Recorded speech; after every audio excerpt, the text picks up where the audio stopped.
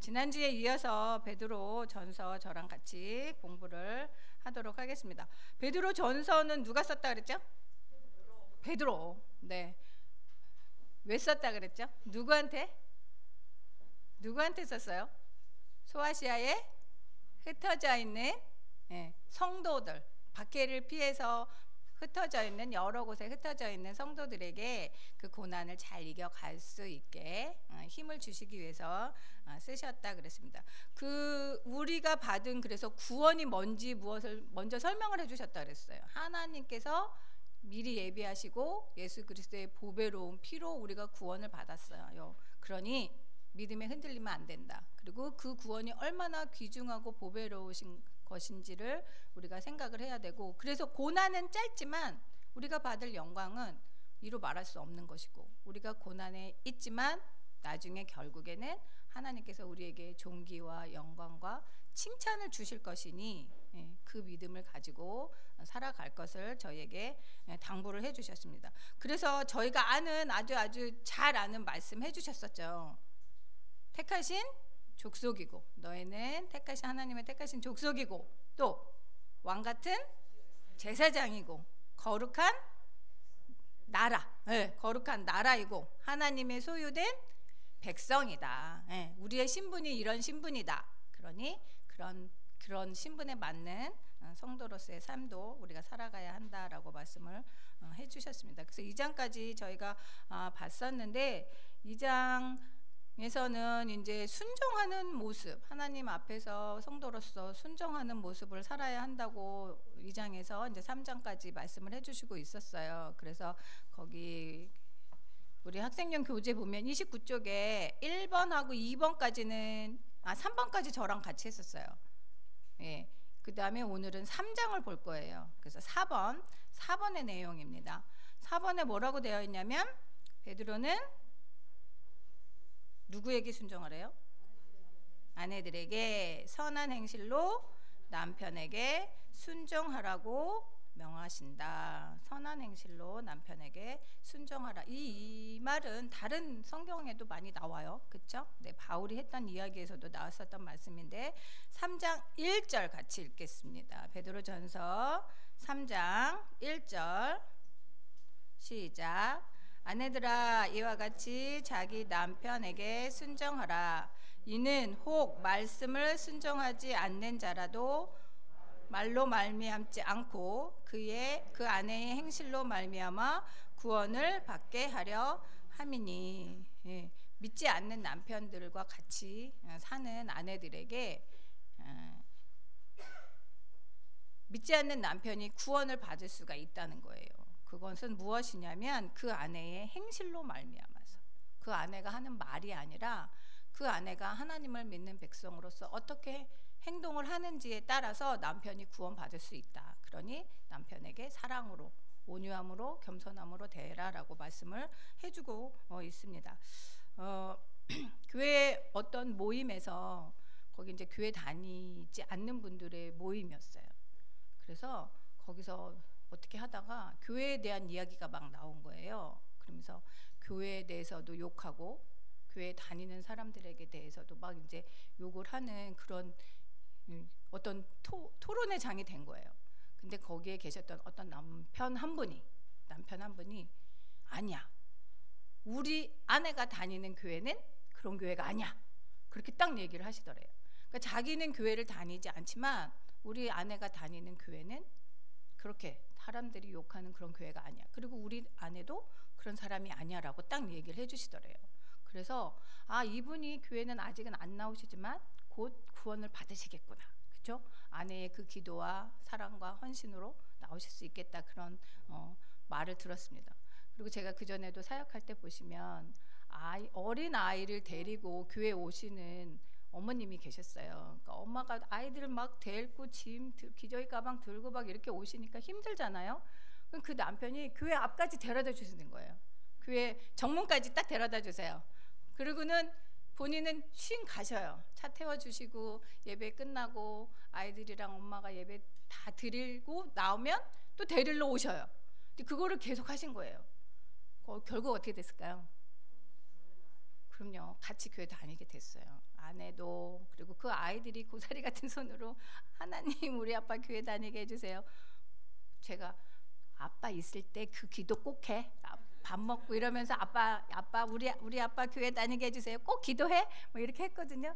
그랬더니 그 기도를 했어요. 그 모습을 보면서 아빠가 결국에는 교회 같이 나오셨어요. 그리고 교회 봉사하시는 좋은 그런 믿음직한 신앙인이 되셨어요.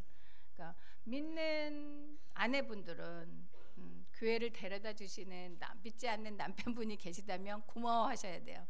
고마워하시고 그분의 구원을 위해서 기도하시고 또 우리의 모습으로 구원을 받을 수 있는 그러한 모든 성도들이 되기 바랍니다. 우리 남편들 뿐만 아니라 가족들 구원을 위해서 지금도 기도하시잖아요. 그러니까 그런 게 우리의 행동으로 보여주어야 한다고 오늘 사도 베드로께서 저희에게 말씀을 해주고 있습니다. 그 다음에 5번 보겠습니다. 5번은 그 다음에 베드로는 남편들에게 아내를 알아가고 귀히 여기라고 명령을 하고 있습니다. 아내들을 귀히 여기래요. 그리고 아내에 대해서 잘 알아야 된다라고 말씀을 해주고 있습니다.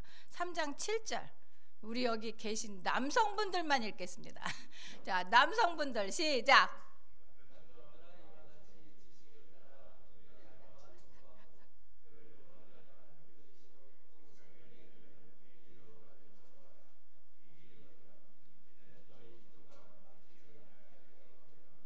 아멘. 네, 아멘이 컸어요. 네. 남편들아, 네, 남편들에게도 아내를 잘 귀히 여기래요. 귀히 여기고 연약한 그릇이니까, 예, 그리고 생명의 은혜를 함께 이어받을 자니까 영적인 생명을 함께 나누는 사람이니까 귀히 여기고 무엇을 원하는지 아내가 원하는 것이 무엇인지 좀 더 세심히 살펴주는 그런 남편이 되라고 믿음의 남편이 되라고 말씀을 하고 있습니다. 그래야 기도가 막히지 않는다. 그러니까 왜냐하면 가족이 모두가 영적인 공동체잖아요. 영가족이잖아요. 그리고 영원한 생명을 하나님의 구원을 함께 나누는 가족이잖아요. 그러니까 더 소중히 여기고 귀히 여기라고 말씀을 해주고 있습니다. 그 다음에 6번 보겠습니다. 6번은 베드로는 긍휼을 베풀며 악에 대항하지 말고 도리어 선을 행하고 화평을 따르라고 명령하고 계십니다. 이것은 앞에서도 잠깐 이런 얘기가 나왔었는데 악에 대응하지 말라는 거예요. 우리를 욕하는 자들에게 맞서서 같이 욕하지 말라라고 말씀을 하고 계십니다. 그래서 3장 8절 9절 베드로전서 3장 8절 9절 같이 읽어보겠습니다. 마지막으로 말하노니 너희가 다 마음을 같이하여 동정하며 형제를 사랑하며 불쌍히 여기며 겸손하며 악을 악으로 욕을 욕으로 갚지 말고 도리어 복을 빌라. 이를 위하여 너희가 부르심을 받았으니 이는 복을 이어받게 하려 하심이라. 아멘. 여기서는 믿지 않는 사람들을 대하는 태도인 거예요. 믿지 않는 사람들이 그리스도를 믿는 그 믿음 때문에 우리를 욕한다 할지라도, 그렇죠? 우리를 비방한다 하더라도 악을 악으로 갚지 말고 욕을 욕으로 갚지 말라 그랬습니다. 그래서 그분들을 긍휼히 여기고 그래도 사랑해주고 불쌍히 여겨주고 그들에게 하나님의 복음이 전해질 수 있도록 노력을 하라라고 말씀을 하고 계십니다. 그러면서 뒤에 보면 악한 말을 그치고 거짓을 금하고 그리고 또 뒤에 보시면 하나님께서 주의 눈은 의인을 향하시고 하나님의 귀는 의인의 간구에 귀를 기울이시고 그렇지만 주의 얼굴이 악행하는 자들을 대하신다. 그러니까 하나님께서는 그들이 어떤 행동을 하고 계시는지 다 보고 계신다는 거예요. 우리의 기도, 의인의 간구, 믿는 자의 간구 다 들어주시고 우리를 향해 주시는 그 하나님께서는 악인들이 믿는 자들을 향해서 어떻게 행하고 있는지를 어떤 말을 하고 있는지를 다 알고 계시다는 거예요.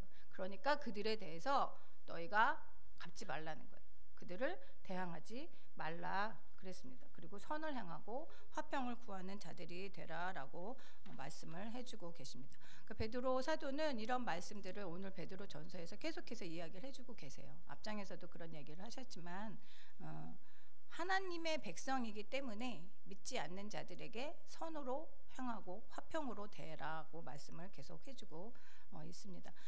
지난번에 우리 야고보서 한 것처럼 믿음과 행함이 일치하는 사람이 되라는 그런 말과 일맥상통한다고 보실 수가 있습니다. 그러면서 특별히 악한 말을 금하라, 악한 말을 그치라라고 말씀을 하고 있어요. 악한 말은 성도끼리도 그렇지만 믿지 않는 자들을 향해서도 악한 말을 하지 말라 이야기를 하고 계십니다. 제가 요즘 좀 싫어하는 사람이 있어요. 네. 우리 성도님들을 말씀하는 게 아니라 정치인 중에 싫어하는 사람이 생겼어요. 그래서 제가 막 밥 먹을 때 아유 왜 그렇게 하는지 모르겠어요. 막 이렇게 얘기를 하거든요. 그럼 목사님께서 그러시지 마세요. 기도하세요. 막 이러셨거든요. 네. 정치 하시는 분들을 위해서도 저도 그래서 이 말을 읽으면서 회개했어요. 나쁘게 얘기하지 말아야 되겠다. 잘하도록 더 기도해야 되겠다. 그분이 더 잘하실 수 있도록 기도해야 되겠다. 이런 생각을 했습니다. 그 다음에 D번 보겠습니다. 그 다음 장 보시면 D번에서는 고난에 대해서 이야기를 하고 있어요. 베드로 전서는 고난 중에 소망에 대해서 말씀을 하고 있다고 말씀을 드렸는데 고난, 그러니까 앞에서도 고난에 대해서 이야기를 나왔고 여기 3장 13절에서 5장 11절까지도 성도들이 받는 고난에 대해서 이렇게 따로 할애해서 말씀을 해주고 있습니다.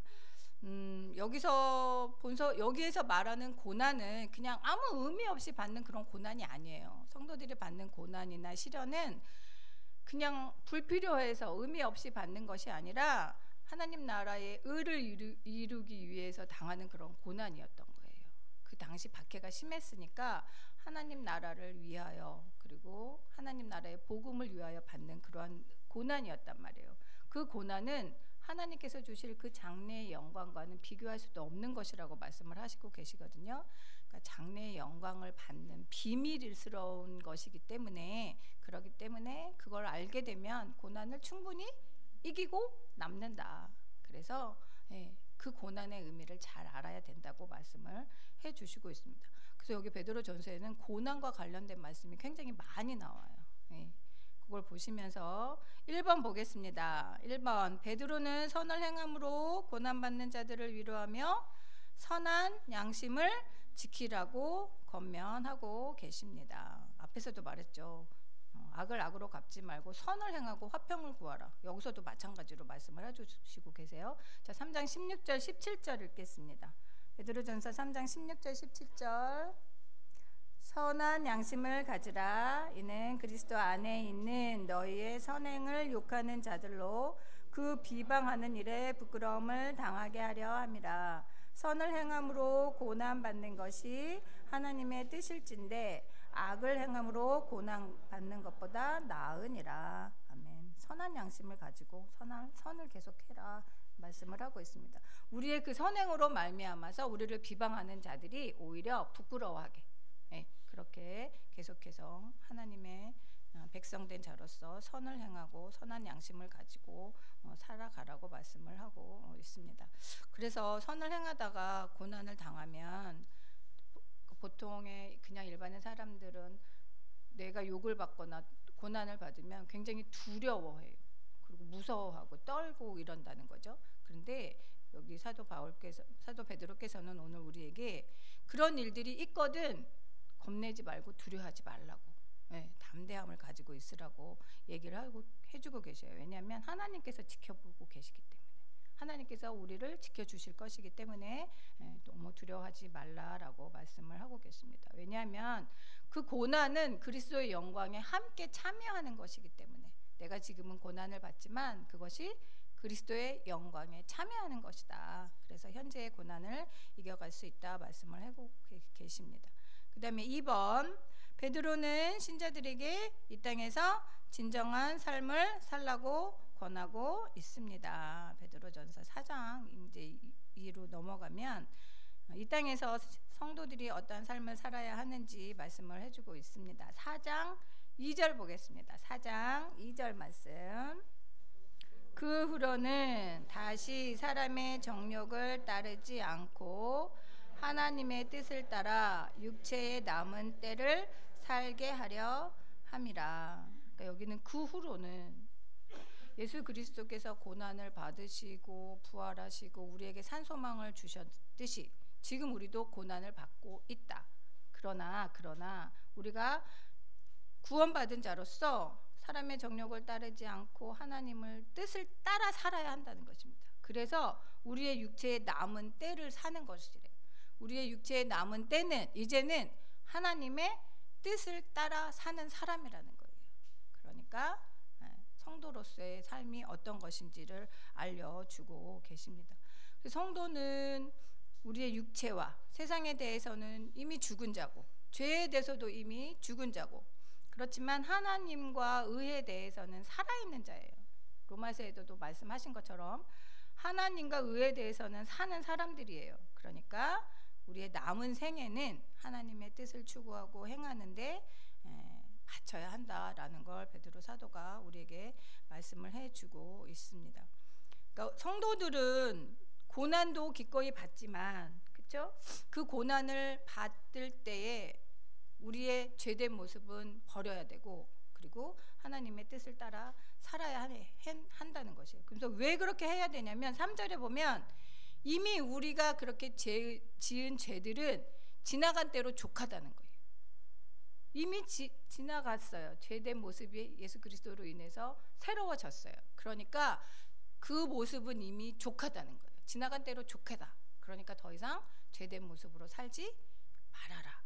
대신에 하나님의 뜻을 추구하면서 살아라 라고 말씀을 해주고 있는 것입니다. 그 다음에 3번 보겠습니다. 베드로는 마지막 때에 신자의 삶에 대한 지침을 준다. 마지막 때, 지금 저희가 마지막 때를 살아가고 있죠. 마지막 때에 신자의 삶이 어떠해야 되는지를 알려주시고 있습니다. 여기는 그래서 4장 7절에서 11절까지 말씀인데 좀 긴데요. 같이 천천히 읽어보도록 하겠습니다. 4장 7절에서 11절. 만물의 마지막이 가까이 왔으니 그러므로 너희는 정신을 차리고 근신하여 기도하라. 무엇보다도 뜨겁게 서로 사랑할지니 사랑은 허다한 죄를 덮느니라. 서로 대접하기를 원망 없이 하고 각각 은사를 받은 대로 하나님의 여러 가지 은혜를 맡은 선한 청지기 같이 서로 봉사하라. 만일 누가 말하려면 하나님의 말씀을 하는 것 같이 하고 누가 봉사하려면 하나님이 공급하시는 힘으로 하는 것 같이 하라. 이는 범사에 예수 그리스도로 말미암아 하나님이 영광을 받으시게 하려 함이니 그에게 영광과 권능이 세세에 무궁하도록 있느니라. 아멘.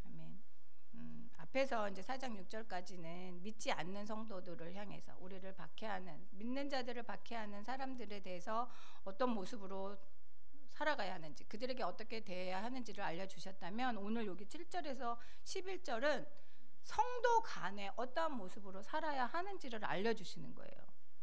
교회 안에 성도들, 교회 안에 믿음의 성도들에게, 형제들에게 어떻게 태도를 가지고 어떠한 책임감으로 대해야 하는지를 알려주고 계시는 것입니다. 그러면서 마지막 때라고 얘기를 하고 계시죠. 만물의 마지막이 가까웠다. 예수님의 오심으로 인해서 예수님의 구속사에게 모든 것이 다 완성이 됐다 하고 해도 과언은 아니죠. 다 완성이 됐어요. 아직 이제 남은 것은 뭐죠?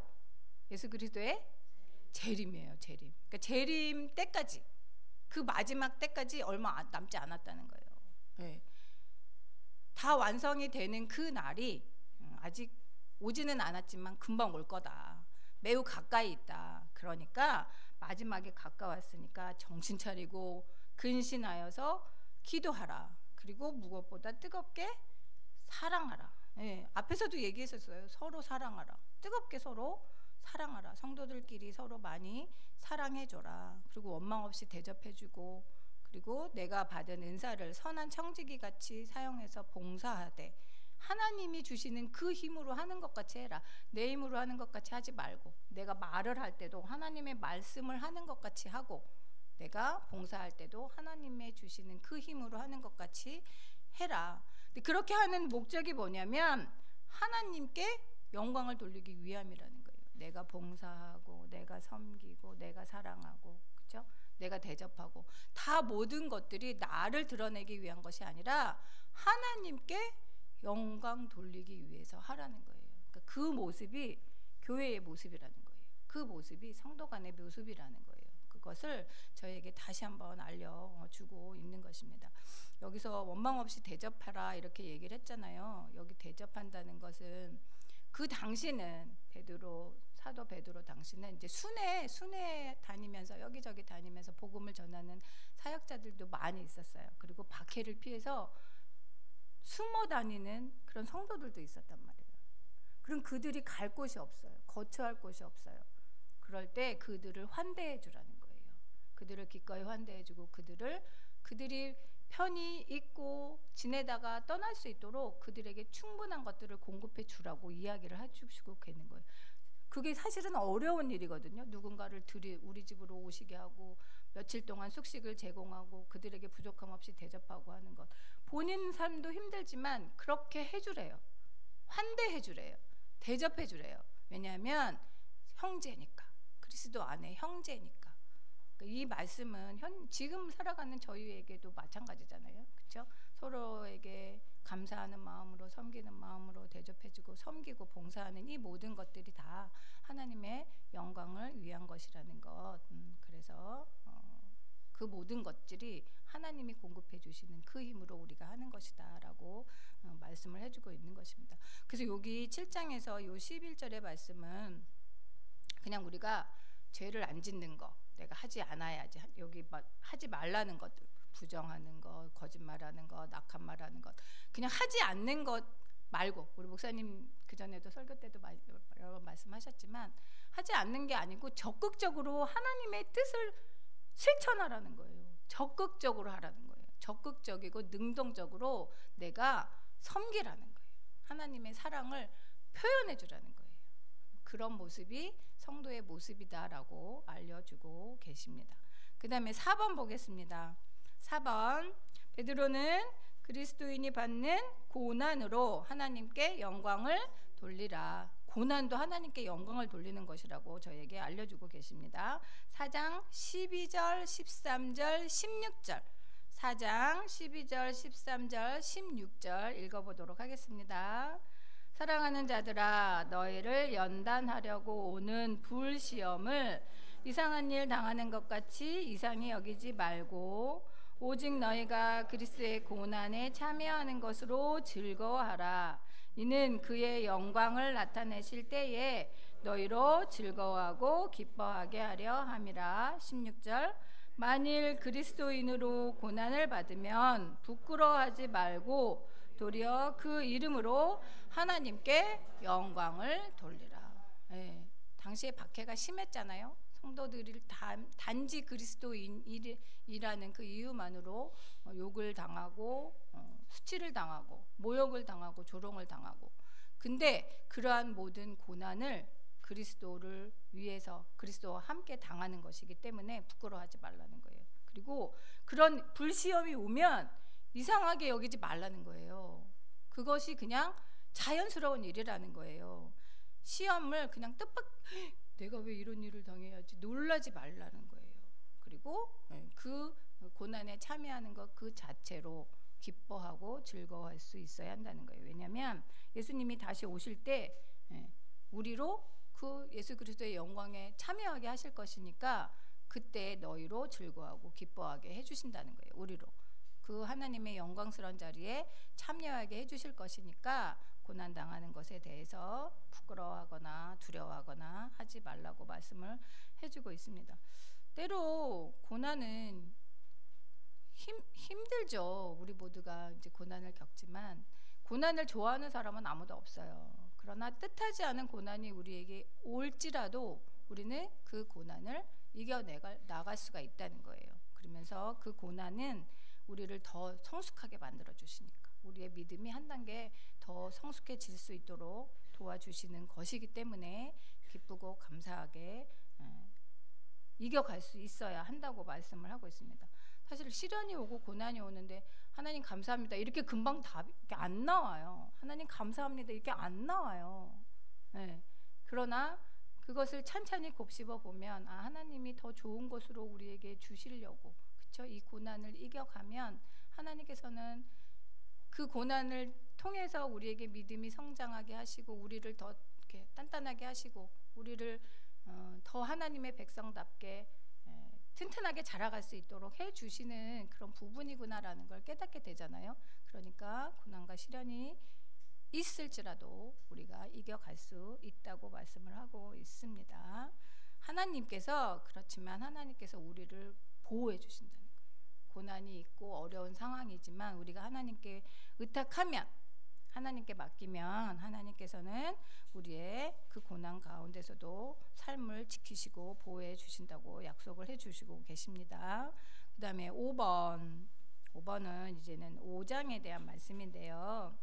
5장 1절에서 11절까지는 이제 성도들이 세상 사람들로부터 받는 그 고난들, 여러 가지 종류, 여러 가지 환난들, 고난들을 그것을 당할 때 그 고난을 통해서 이루시는 그 하나님의 목적을 우리가 깨닫기 위해서, 그리고 그 하나님의 목적을 이루기 위해서 교회가, 개인뿐만 아니라 교회가 어떻게 대처해야 되는지를 알려주시는 거예요. 교회 공동체로 세워주셨잖아요. 하나님의 영가족으로 묶어주셨잖아요. 그 교회가 고난이 있고 시련이 있을 때 어떻게 대처해 가야 하는지를 알려주시는 거예요.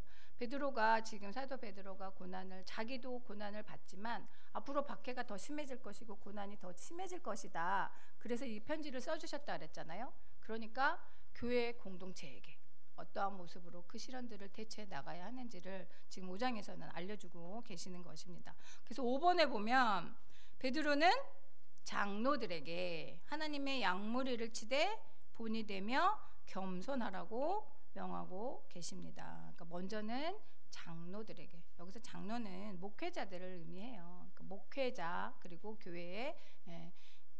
교회를 다스리기 위해서 세움을 입은 그런 직분자들을 말씀을 하고 있는 것입니다.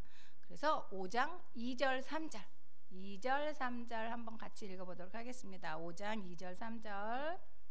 너희 중에 있는 하나님의 양무리를 치되 억지로 하지 말고 하나님의 뜻을 따라 자원함으로 하며 더러운 이득을 위하여 하지 말고 기꺼이 하며 맡은 자들에게 주장하는 자세를 하지 말고 양무리의 본이 되라. 아멘. 예. 목회자들에게, 그리고 교회를 다스리는 직분자들에게, 앞에서 인도하시는 그 직분자들에게 주시는 말씀이 하나님의 양무리를 치되 억지로 하지 마라. 그리고 하나님의 뜻을 따라 자원함으로 해라. 그리고 더러운 이득을 위해서 하지 말라. 그리고 주장하는 자세를 갖지 말라. 양무리의 본이 되라라고 말씀을 하고 계십니다. 여기서 하나님의 양무리라고 얘기를 하시네요. 성도를. 그렇죠? 이 말씀하고 연관지어서 생각나는 말씀이 있을까요? 베드로와 연관지어서. 베드로가 마지막에 예수님 다시 부활하시고 바닷가에서 만났잖아요. 갈릴리 바닷가에서.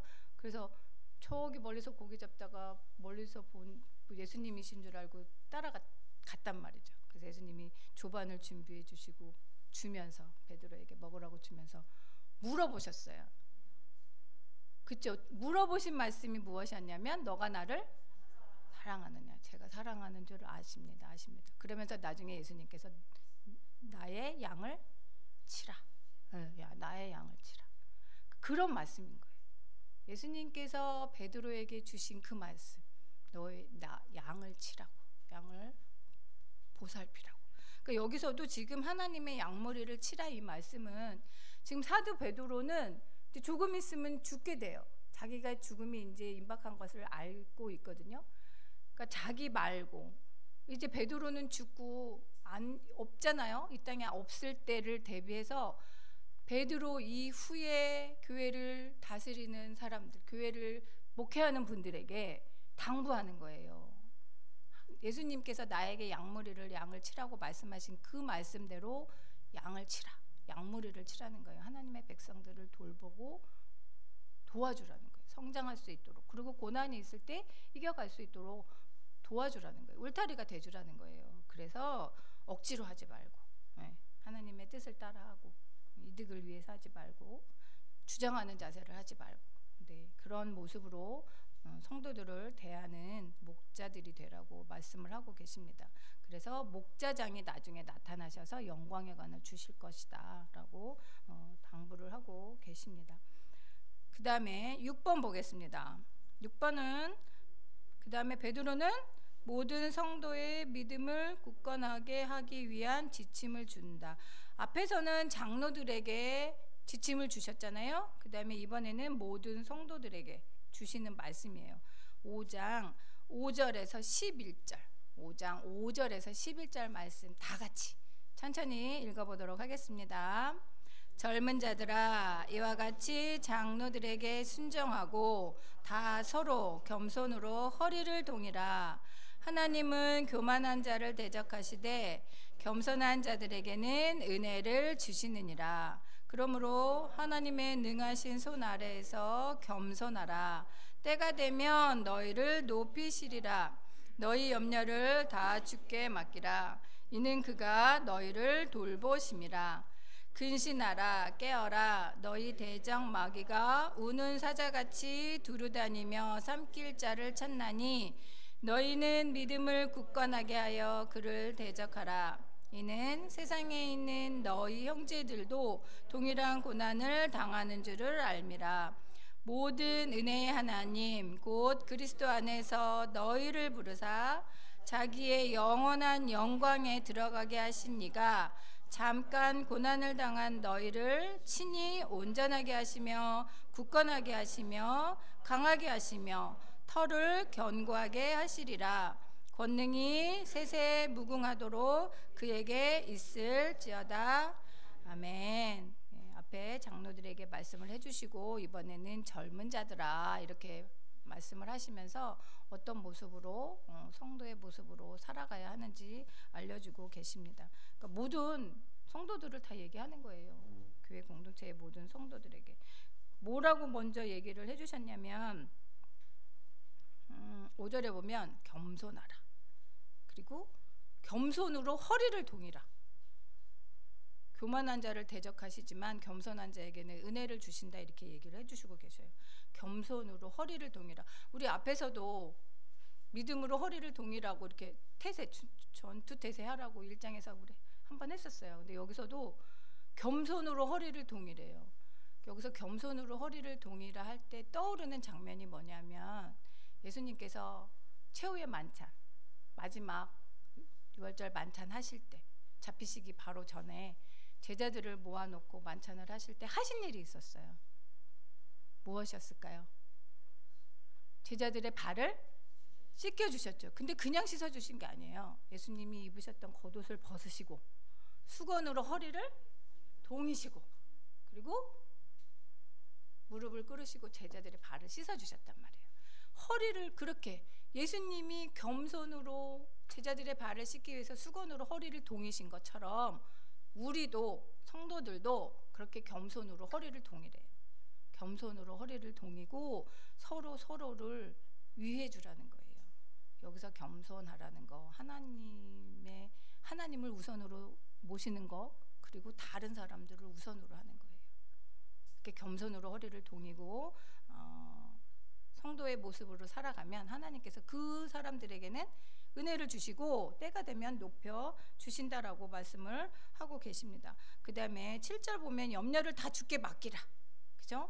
왜냐하면 하나님께서 우리를 돌보시기 때문에 돌봐주신다 말씀을 하고 계셔요. 하나님의 돌보심이 우리가 믿음이 약할 때만 있고 우리가 조금 잘하면 없어지나요?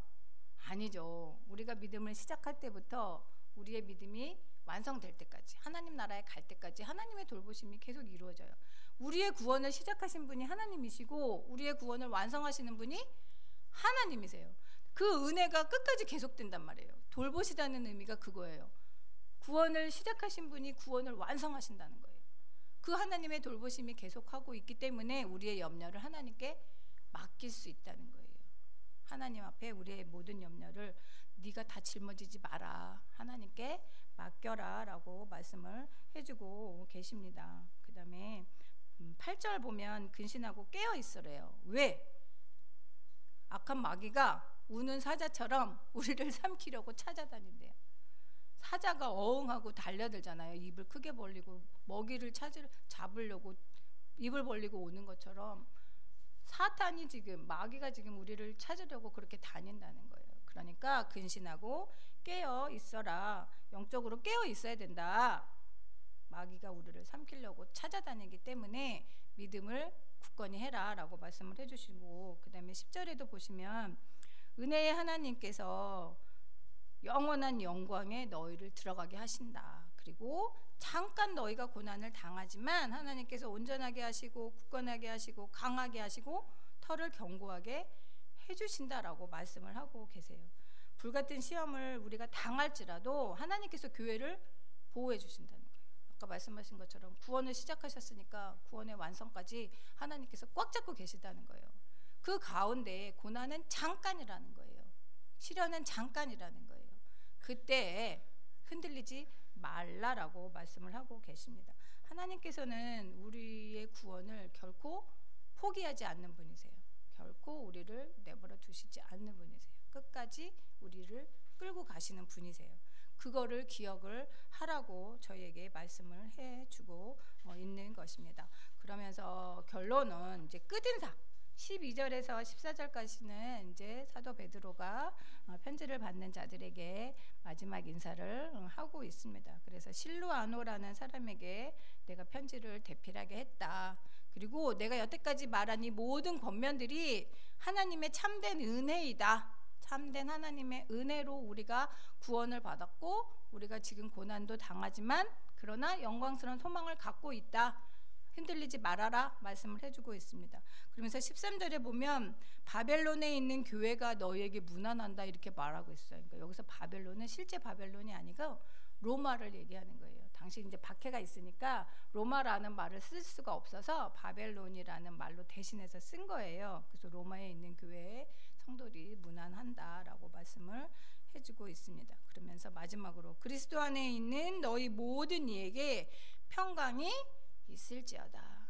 하나님이 주시는 평강과 평안이 모든 교회 안에 있기를 간절히 바라는 마음으로 편지를 마무리를 하고 있습니다. 주제 보겠습니다. 주제는 그래서 베드로 전서의 주제는 고난 중에 소망입니다. 네, 고난 받는 중에 우리에게 산 소망을 주신 하나님을 기억하라는 것이고, 목적은 신자들을 권고하기 위해서 기록이 되었다. 권고한다. 내가 권하고 증언하는 이런 말씀들을 많이 하고 있어요. 거룩해야 되고 사랑해야 되고 믿음으로 성장해야 되고 순종해야 되고, 그렇죠? 서로 섬기라고 이런 말씀들 많이 있는 그 말씀들 권고하고, 그다음에 비번 보면 신자들이 고난을 잘 견디도록 격려하기 위해서 기록이 되었다. 고난을 당할 때라도 기뻐할 수 있어야 된다. 감사할 수 있어야 한다. 고난을 당할 때 부끄러워하지 마라. 네. 왜냐하면 그 모든 것이 하나님의 영광을 돌리기 위한 것이고 우리가 굳게 설 수 있기 때문이다. 하나님이 우리를 보호하시기 때문에 우리가 굳게 설 수 있다. 그러니까 격려를 주기 위해서 편지를 썼습니다. 그 시련 속에, 시련을 통해서 고난이 있지만 그 고난 속에 숨겨져 있는 하나님의 뜻이 있다는 거예요. 그래서 그 뜻을, 하나님의 뜻을 더욱 찾고 그 우리를 끝까지 강하게 하시고 이끄시고 흔들림 없이 붙잡아 주실 그 하나님을 더욱 신뢰하는 믿음의 백성이 되도록 저희 그 성도들을 격려하기 위해서 편지를 썼습니다. 그 다음에 핵심 구절 3개 있는데요. 함께 읽어보도록 하겠습니다. 1장 15절 16절 오직 너희를 부르신 거룩하신 이처럼 너희도 모든 행실에 거룩한 자가 되라. 기록되었을 때 내가 거룩하니 너희도 거룩할지어다 하셨느니라. 아멘. 베드로전서 2장 9절 그러나 너희는 택하신 족속이요 왕같은 제사장들이요 거룩한 나라요 그의 소유가 된 백성이니 이는 너희를 어두운 데서 불러내어 그의 기이한 빛에 들어가게 하시니에 아름다운 덕을 선포하게 하려 하심이라. 아멘. 베드로전서 4장 12절 13절. 사랑하는 자들아, 너희를 연단하려고 오는 불시험을 이상한 일 당하는 것 같이 이상히 여기지 말고 오히려 너희가 그리스도의 고난에 참여하는 것으로 즐거워하라. 이는 그의 영광을 나타내실 때에 너희로 즐거워하고 기뻐하게 하려 함이라. 아멘. 뒤에 적용해 보시면 거기는 그냥 답 알려드리면서 한번 생각해 보시면은 좋을 것 같아요. 제가 답 알려드릴게요. 우리는 여기에 보면 우리는 하나님의 광고 모델이다 이렇게 얘기를 하고 계세요. 하나님 나라의 광고 모델처럼 살아가라. 그래서 1번 보면 영적인 불량식품을 제거하라. 그러니까 죄된 모습들, 예수 그리스도를 믿기 전에, 구원받기 전에 죄된 모습들을 제거하라.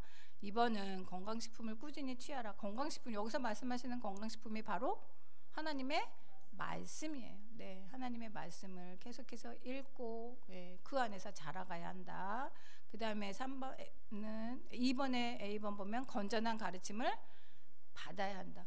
이상한 가르침 받으면 안 되죠. 그렇죠? 그러니까 건전한 가르침을 받아야 한다. B번은 스스로 말씀을 먹어야 한다. 말씀 듣는 것에서만 그치지 말고 나 스스로도 하나님의 말씀을 읽고 묵상하는 그런 모습이 있어야 한다. 그 다음에 올바른 자아상을 가지라. 올바른 자아상, 아까 우리는 하나님의 거룩한 나라여 택하신 백성이요, 그렇죠?